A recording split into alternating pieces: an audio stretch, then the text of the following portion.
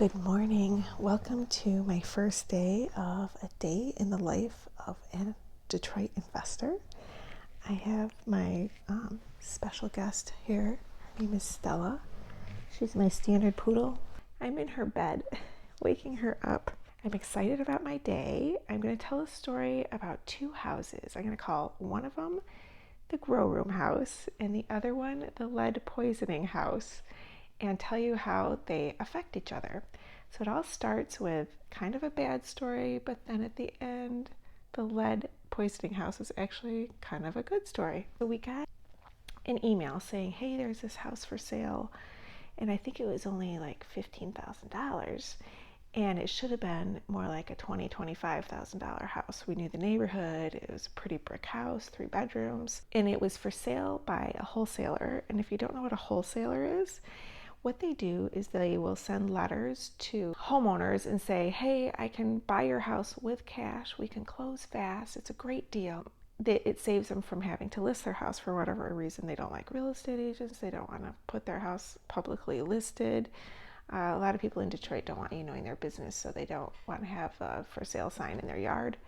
So it's a different way of doing real estate. So we buy the house, we close. What wholesalers do is they get a commission, but they don't get the commission until the closing. So the person selling the house sells it for one price, and in this case, she sold it for $10,000 because she wanted $10,000 fast for whatever reason.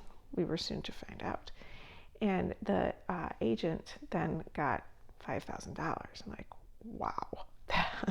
She made some good money. When we went to start to work on the house, there was a man in it. I called the police. He's considered a squatter. He's in our house that we purchased. And I called the police to come get him out. But the police in Detroit are good at getting out squatters in like vacant houses. But in this situation, they wouldn't do it. They got there and the guy said, but it's my house. And so the police just sent me an email the next day saying that this is a landlord-tenant issue. The guy is not on the title anywhere. So I ended up calling the girlfriend who sold the house to find out that this was a whole big domestic thing. This is why she had to get out quick and why she took so low money. And so I called the guy and I told him, I'm like, dude, you're a squatter. You have to get out. And he's like, I'm not a squatter. This is my house. And that's my girlfriend. And she has my children. And this is the only way I have access to see my children. I said, but it's not your house. You're not even on the title. And he said, well, it is mine in spirit because I just put it in her name, but it's really technically mine. So you can't have it. And I said, well, you can buy it back. We'll tell you everything we spent, closing costs, getting it insured, whatever else, bills, maybe utility bill or something. I don't know. He wouldn't do it. So we ended up taking him to court. And the judge told him what we told him. Plus we lost like 10, 15 days waiting for the court date. So the judge told him he had no right to the house. And he said, but I have things in that house. And my husband, being cordial and trying to calm the guy down because he was so angry about it, he said, come get your stuff. And it was grow room stuff that he had in the basement. And so they worked it out that he could come get it. But one thing that he kept telling my husband, and it was fine. He came, got it, everything, handshake, everything seemed fine. But he did keep telling my husband at court, he said, you're taking my kids from me. And I'm a dad and you're a dad. You should know what that's like. You're taking my kids from me. A month or so after all this happened, it was Father's Day, and we started getting calls from our tenants and from our house sitters that the electric line, the line in the back of the house, was being cut, like just cut right off. And it's a very lengthy procedure to go through the power company to get it turned back on. And we thought that was strange. And then it escalated from there to the front of our houses getting spray painted and a few of our windows getting smashed. Luckily, one of our tenants had a camera on the front of her house and they could see the guy. And it was this guy that we bought the grow room house from. Let's go to the lead poisoning house. So I have this perfectly nice house. I showed it to this woman and it was just a slam dunk. She was absolutely perfect for the house. And her son went to school straight across the street, which was huge. And the police department was down the street. Well, this was one of the houses that got the spray paint on the front of it, White House. And so we were able to remove it, but this guy did it 3 times to the same house. And she said she wanted the house, put her money down, and then she drove back by the house and saw that there was spray paint on it, and she got scared and she wouldn't rent it. Actually, we try to flip the houses when they're rented, but we have so much demand for our houses that it doesn't always work out like that way. So we at least had her money down, so we felt confident flipping the house. So the new owner just takes ownership of the house, and then suddenly she does not have a tenant. It's a great location, right across the street from a school. I got this call from a nonprofit organization. I said, now just remember, we'll make it worth it, because we'll pay first month's rent. And he said, and to sweeten the pot, we'll pay for the lead test. Bam! Just like that. That's all there is to it. Well, that's a $500 test, and it's required in every house in the city of Detroit. We got it lead tested, and today is the move-in. And why I'm excited about today, especially that they have a camera crew that's going to come, and I want to film them filming the move-in. I don't know exactly what they're going to do. I'm excited, though. They're going to use the video that they make today to take to Congress in Michigan to get more funding, I believe, to help people out of these situations where their kids have lead poisoning. So that's my day today. I'm very excited. I made a promise to myself this week that I am going to wear makeup every day. I don't like wearing makeup. And I also promised myself that I would do some YouTube yoga every day because it feels good. So I am off to do those things. All right, so we're on our way. I'm taking Lucy to school, and she helped me with my makeup. I really don't like wearing makeup. I never think it looks right. So Lucy came in and rescued me, and she said, Mom, you have to do something like a hoe. What was it? Cake your face like a hoe. Yeah. Like Dan Mojo. So I'm like really like a YouTuber, if I can do that, I guess. I don't know. So Lucy did it for me, so.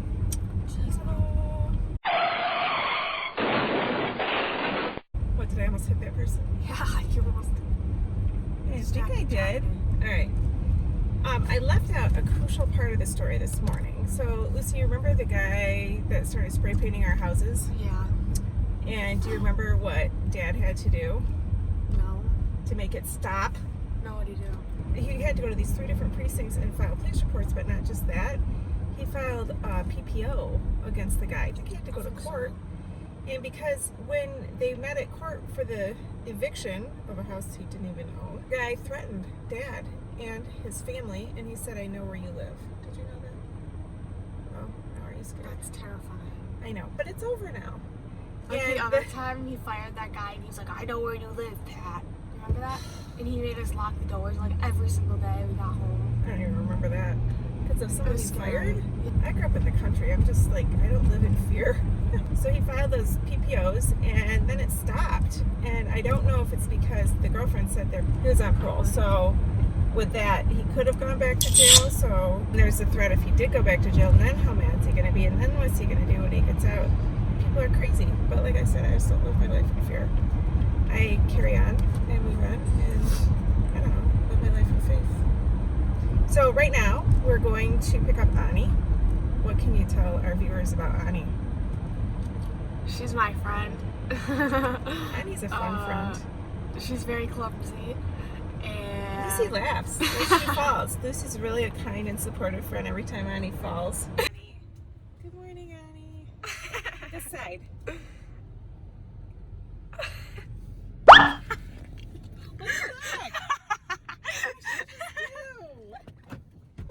It's so wet out. It's slippery. Were you just looking at us? yeah. Alright, so what's exciting about today? Anything? I have to do a math retake. I did that yesterday. A couple shooters down, hit you on the block. Ain't a janitor, but I hit you with a mop. Better watch your friends, they quick to turn the odds. And that bitch nigga will play you for a thought. Ain't no Star Wars, yeah, my shit go TikTok. Jumping in out the bendo like it's hot. I'm currently at our house on Fenelon, and it is move-in day. There's the house. And I just want you to see, we've got a whole camera crew here today. This is the neighborhood. Behind us is also a school, you can see. But that car see the state of Michigan? They're here because it's a very big, exciting day. We have a bit of a local celebrity moving in. So I'm gonna give you the tour of the house next.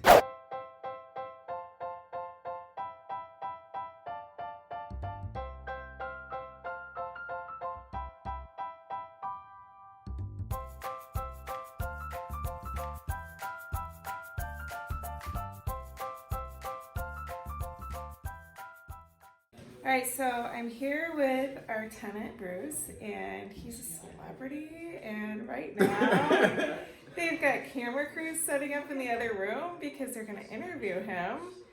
But can you tell my followers on my channel about what got you here? My kids having lead poison. I'm a father to a 3 and a 4-year-old, single parent, and I found out after 2 years that my kids had lead poison and the mother never told me. By having taken her to a doctor appointment, regular doctor's appointments, and they told me to rush her to the hospital. See, now I've taken my kids, and in our physicals, my kids weren't tested for lead. Yes. But it's like if you do not ask, they do not do it.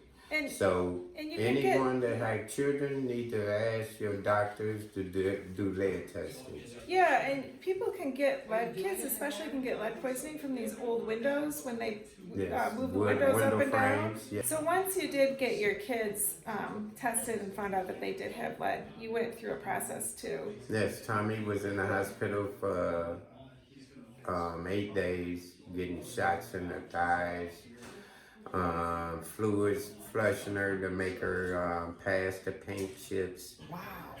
Wow.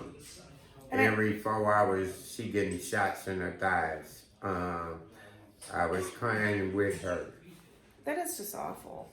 And I heard that the reason kids even ingest the paint chips is because they're actually sweet. Yes, paint chips are sweet, so it makes they sense. think it's like candy. Yeah. And they digest it. And you made a good comment too earlier that even when you have dogs and they're running outside and Yeah, there's the all dogs that paint, bring in the dust from the lead windows, dust, the and the lead dirt. dust from the windows, the dirt. Yes. That is so cool. And tell them about it. You got it made, right? How They did that come made about? this shirt at the lead program. The meetings I was going to, and they asked us to design the shirt, and they would get somebody to make them. So we all came up with ideas. They chose my idea. Oh, really? And my saying on the shirt, and this This is the your back, saying? and, All children should be lead free. free. That they should. I'm proud to be the spokesperson for the lead advocacy company. You're doing speaking engagements, aren't you? Yes, I do speak at schools. I'm starting to speak at schools and do different things to help people aware all over, not just in Michigan, but all over the world. And then how's your daughter now? My daughter's doing fine. Her lead was at the 80s. She's down in the 30s. And how would somebody know if their child does have lead poisoning? How do they show it? So I guess I heard that it kind of displays like ADHD. Yes, So it's hard to tell. Yeah, it all depends how bad it is. Some show more effects, some don't. Mine didn't really show nothing. Yeah. And so what do you think of the house? This love is his it. first time This is a seeing it. beautiful It's home. move-in day. Hey, I don't know what to do. I want to cry, but I don't. I know I'm gonna cry when they record me, but Oh. Aw. yes. But she walked in and it was like this major hug. Oh, you're really excited. Yes. Because it means a lot to have a home Yes, it that's does. safe for your kids. Yes, yes. I'm excited. You're gonna make me cry. I'm excited to be a part of it. So there's a good part about being a landlord in Detroit too, and I live for stuff like this when I can actually make a difference. People think it's all about the If money, it and wasn't it's for not. them, I wouldn't know what to do. Oh, come on. Thank you. I'm bad at taking compliments. Thank you. I appreciate Aw. it. We appreciate you. Oh my I gosh. really do. Oh my gosh. Aw. So this is cool. What a big day. What a happy day. These are Yes. happy tears. Yes. Happy tears.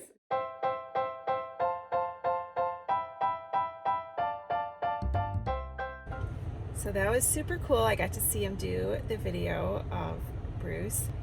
They were talking about landlords. They asked him questions about it and how landlords in Detroit aren't getting their houses lead tested. And when they got done with the video, I said, you know, for your legislation, don't you want the landlord perspective of what the process is to get a house city certified? They're like, yeah, not today though. So maybe later. They asked me if I want to go talk to one of their groups. Maybe there's something in this. So you never know. Connections.